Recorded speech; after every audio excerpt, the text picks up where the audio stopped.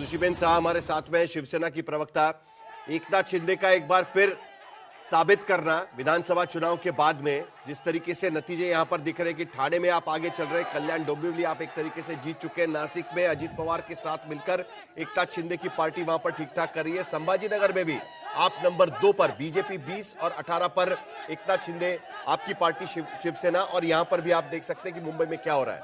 क्या हम कहें, जिस तरीके से अंजना कह रही थी कि ठाकरे लेगेसी आपके पास में, या ये एकनाथ शिंदे की लेगेसी मानी जाए? सुशीबेन, एकनाथ शिंदे जी की मानी जाए, क्योंकि एकनाथ जी शिंदे एक ही नेता है शिवसेना के, धनुष बाण के, कि वो जा रहे हैं हिंदू हृदय सम्राट वंदनीय बाला साहब ठाकरे की लेगेसी को लेके।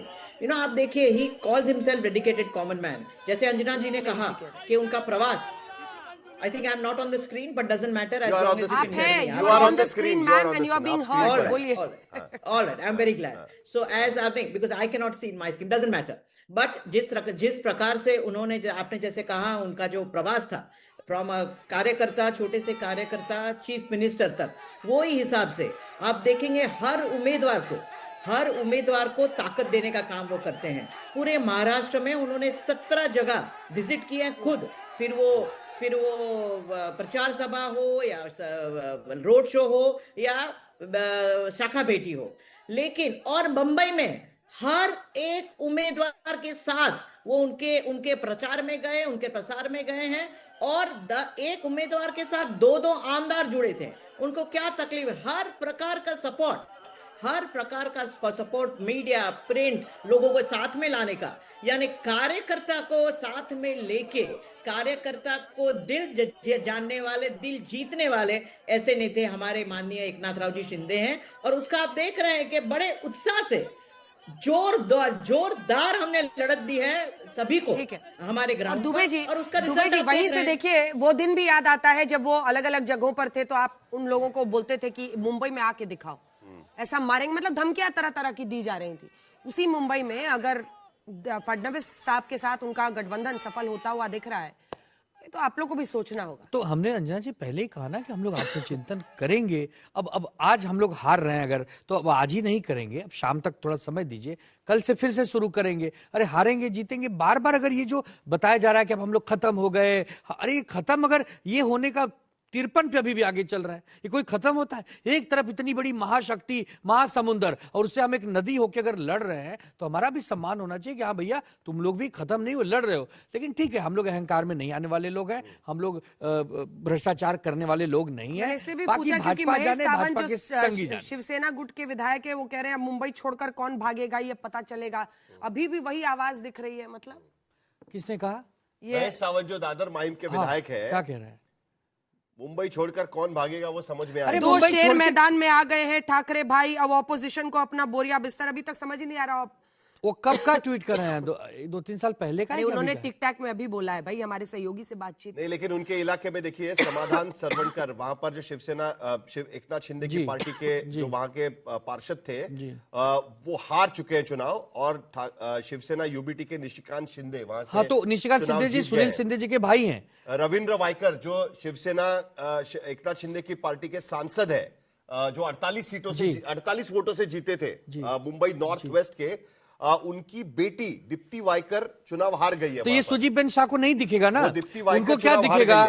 जो जीत, मतलब मीठा मीठा, गप गप, कड़वा कड़वा, थू थू, ऐसे कैसे चलेगा? आप हारे हैं, हम हारे हैं, आप जीते, हम जीते। कुछ नतीजे तो बताने दीजिए। भाईखला के भीतर जहां पर मुस्लिम बहुल इलाका है, वहां पर शिवसेना यूबीटी के रमाकांत राहटे जीत गए, 11,000 वोट से करीब करीब वहां पर जीते हैं। बताइए कुल मिलाकर।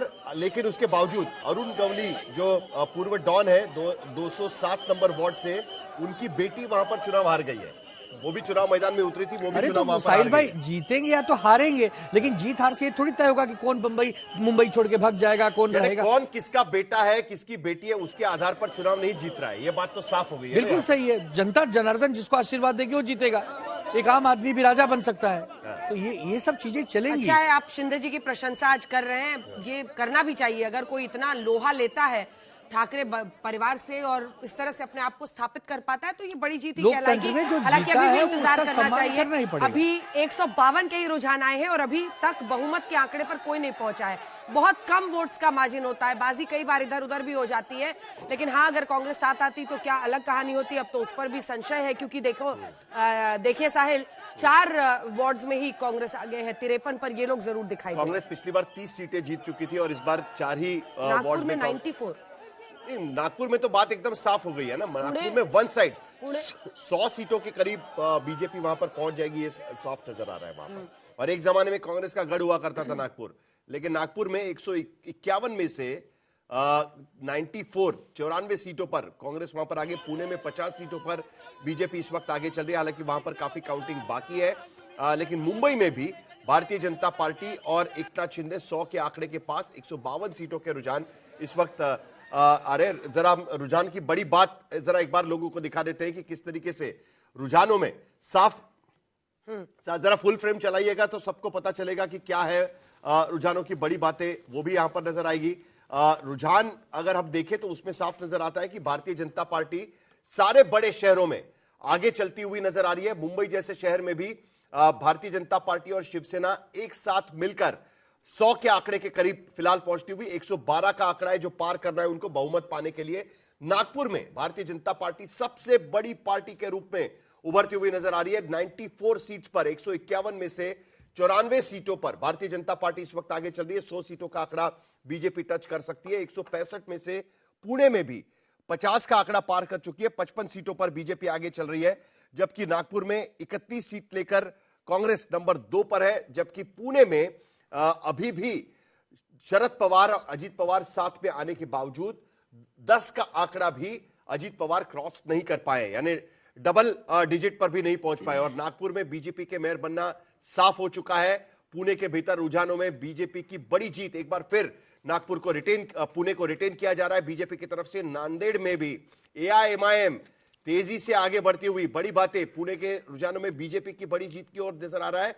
नांदेड़ में एआईएमआईएम कांग्रेस से भी आगे चली गई है। हालांकि नांदेड़ से कांग्रेस के सबसे बड़े नेता अशोक चव्हाण भारतीय जनता पार्टी में जा चुके हैं, लेकिन नांदेड़ में अब एआईएमआईएम कांग्रेस को पछाड़ चुका है। एआईएमआईएम आगे जा चुका है। यहां पर बीएमसी में बीजेपी बहुमत की ओर, फडणवीस फैक्टर ये साफ नजर आ रहा है कि महाराष्ट्र के भीतर फडणवीस फैक्टर क्या है वो साफ नजर आ रहा है। बीएमसी पर पहली बार अगर बीजेपी का कब्जा कब्जा हो भी रहा थोड़ा है। इंतजार करना होगा। मुझे लगता है कि अति उत्साह में भी ये ग्राफिक्स इस वक्त बन रहे हैं, क्योंकि अभी 93 बहुमत का आंकड़ा नहीं हुआ है, उसमें भी क्लैरिटी नहीं है कि खाली बीजेपी को सबसे। लेकिन इतना तय है कि अभी शुरुआती रुझान में सभी जो बड़े निकाय चुनाव हैं उन सब जगहों पर बीजेपी को डायरेक्ट बढ़त दिख रही है। और नागपुर में तो बीजेपी स्पष्ट बहुमत हासिल कर रही है, पुणे में आगे बढ़ रही है बहुमत की तरफ। तो कुल मिलाकर एकदम एक तरफा तस्वीर इन 3-4 जगहों पर दिख। फडणवीस फैक्टर तो है ना। हाँ। चलिए बीएमसी में 93 तक तो पहुंच गए।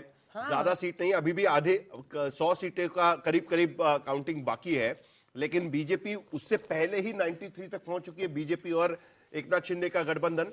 दूसरी तरफ अगर हम देखें तो नागपुर में सत्ता रिटेन की है, पुणे में सत्ता रिटेन करते हुए नजर आ रहे हैं।